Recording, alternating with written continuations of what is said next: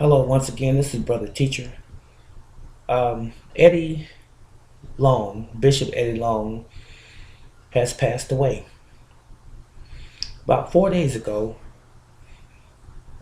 many of us awoke to the news that the longtime mega preacher from Atlanta, Georgia, Bishop Eddie Long, had finally passed away due to some complications that he had been undergoing for quite some time now. Not too long ago, I did a video based on another video that I saw where I noticed, along with many others, that Bishop Long had lost a significant amount of weight. And I titled the video, We Need to Pray for Him, basically saying that he needs help. And I received a lot of attention on that particular video. Let me say this, I'm not insensitive to what the young man had went through, Bishop Long that is, but apparently there are people who are sensitive to statements that you make about someone that they hold dear to their hearts. And I don't fault them or blame them for that, but sometimes, ladies and gentlemen, we have to put our big boy and big girl pants on and just say things the way that they really are, regardless of who's in the way or who feels a certain way or who becomes even angry behind what we say, because we're all entitled to our viewpoints. Now, notice I don't use the term as it refers to me, or when it refers to me, I don't say opinions. Opinions are personal. I say viewpoint. Now, you can say viewpoint is personal as well, but most definitely, by definition, when you say opinion, you're saying that I could be telling the truth mixed with some of me, or I could not be telling all of the truth. But be that as it may, I just want you to know that when you hear me say viewpoint, I am saying viewpoint based on, number one, the truth, number two, scientific evidence, number three, logic, and number four, my own personal experiences. So that's it basically on that note. But we all know, and you should all know if you don't already know, that there was a lot of controversy surrounding Eddie Long's life, as far as sexual importunity, I guess you can call it, for lack of a better word right now. But he was accused of sexual, I guess you can call it also deviancy, or having sexual contact with some of his young members of his church.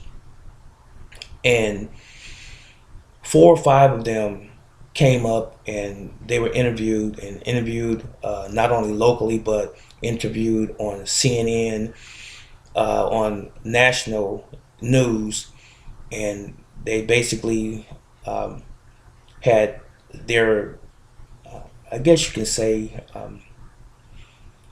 personal experiences with Bishop Eddie Long as it relates to a sexual or several sexual encounters. And that sparked a great media storm. And he was front page news, not just as the mega pastor that he had always been known as, but also as a possible sexual offender. Now, you had a segment of his population, church that is, that stuck with him through thick and thin, and they said that they believed their pastor was innocent and that he did not do anything wrong to these children, these young men, that is. And there was a substantial controversy about that on the other side, where people believed that he actually did do it. And one thing that I did notice, that when he made an appearance in his church during one of his sessions, he never, ever, ever denied that he did it. As a matter of fact, he sounded like a politician. When you asked them a direct question, they redirect the question or change the subject matter. So he never said that he didn't do it. And consequently, several years ago, 2011, he and or his lawyers settled out of court for almost $25 million to those 4 or 5 young men that accused him of sexual molestation. Now you go figure. But anyway, getting back to the original video that I said I had done, it was in response again to another video where he was very, very thin, and most of you probably have already seen it.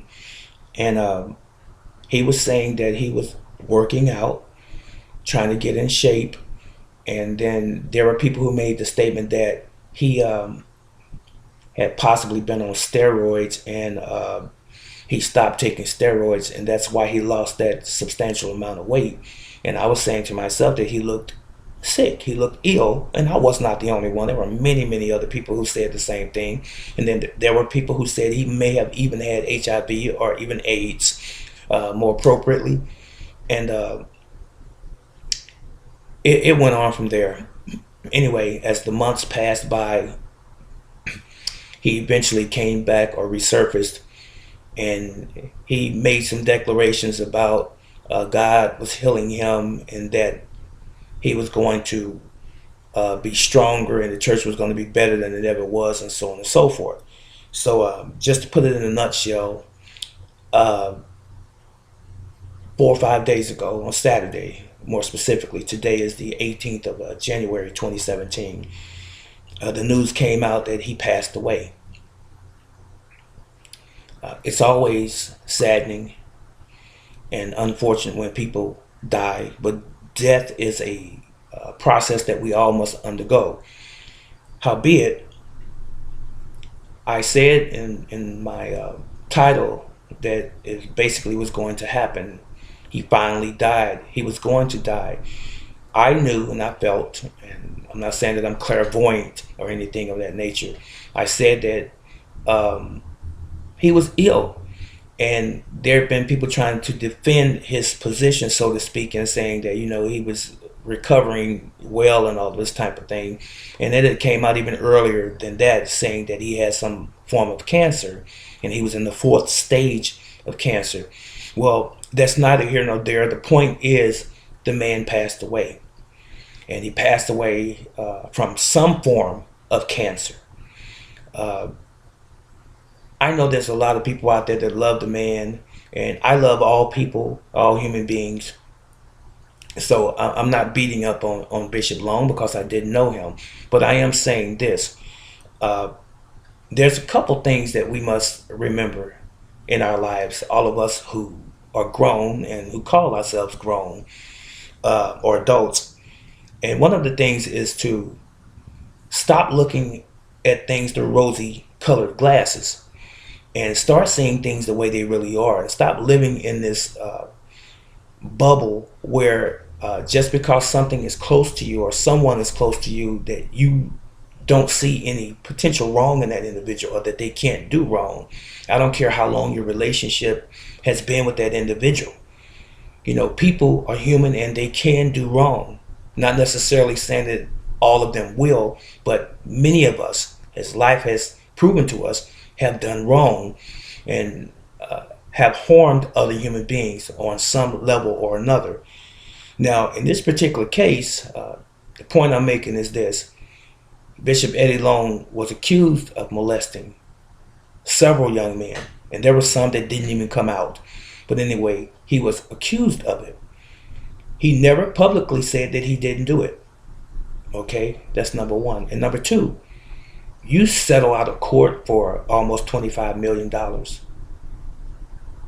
instead of defending yourself if you didn't do it. It brings about a question to me. And then you deny basically that you even have cancer or even AIDS. Directly, indirectly, doesn't matter. You denied it, and then several months down the road, you're now gone. It makes you wonder, Now, I do sincerely pray for his family, his wife that's left behind, and I pray for his congregation that they make it okay, and that they find a pastor to maybe not fit the shoes of Bishop Long, but a pastor that is appropriate for that particular congregation and leads them on to glory. However, my prayers also go out to the young men who were victims on some level or another. And I don't believe that those individuals made those stories up.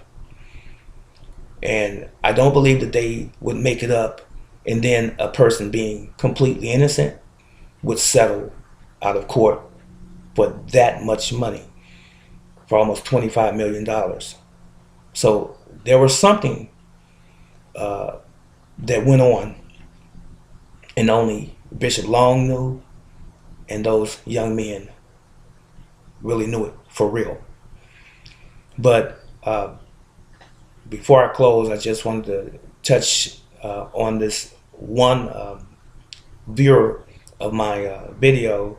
Was a young lady. I won't mention her name. She made the statement that I don't have the right to analyze Bishop Eddie Long, and that I contradicted myself in some sort of way. I didn't contradict myself. Anyone can go back and watch my previous video concerning him before this particular one, and you can put the pieces together. I didn't contradict myself on any level. I just basically said that he needs help and he needs to be prayed for, and he still does need to be prayed for even after he's gone. However, she said we all, and she made it specific and personal to me, saying I probably have skeletons in my closet. I don't necessarily know what that's supposed to be an indicator of, or what she's inferring, but number one, she doesn't have her picture so I can see who she is, since she's supposedly my accuser. And she spoke in subtle words, terminology, but the point was still taken, that she was basically trying to tell me that I was out of place analyzing him. Analyzing who? If something is black, it's black. If it's blue, it's blue. If it's red, it's red. You call it for what it is. I don't believe in beating around the bush. You call things for face value. Now, I was very cordial in my whole discourse on this Eddie Long situation, and you didn't hear me curse, didn't hear me use profanity. That's not me. You didn't hear me call anyone out personally and so forth. All I did was speak to the point, to the issue, as it were. And if people have a problem with that, it's not me, the messenger. It's probably just the message, and you don't want to face the truth or the potential truth. Now, to the young lady, I do continue to pray for Bishop Eddie Long's family, and I pray for his congregation, as I forestated, and I pray for all of those who watch even my videos, and I do indeed hope that they are of some value to you and make you perhaps see things a little bit different than you have before, and stop living, as I said before, in this delusional state that things can't happen from anyone. I'm not making a judgmental call, but I will, on that same note, make this point to you that are watching, to include that young lady, is this. The scripture says, and I am ordained, by the way, just in case you didn't know, and I have been ordained for well over 3 decades. So the scripture says, judge lest ye be judged.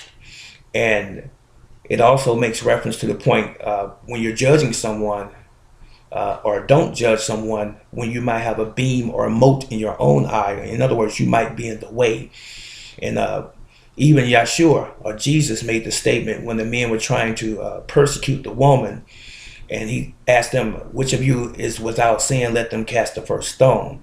So I'm saying that from a point of humility, and saying that we all have issues, we all have problems, and so forth, and you can judge. The scripture also says that you can judge. You need to study your scripture so that you understand what I'm saying. But it says that when you judge righteous judgment. That's why in the book of Timothy, when he says, study to show thyself approved, a workman that needeth not be ashamed, rightly dividing the word of truth. So how in the world would you know what sin is unless you are not judging it? according to righteousness. That was it, and that was all. This is Brother Teacher.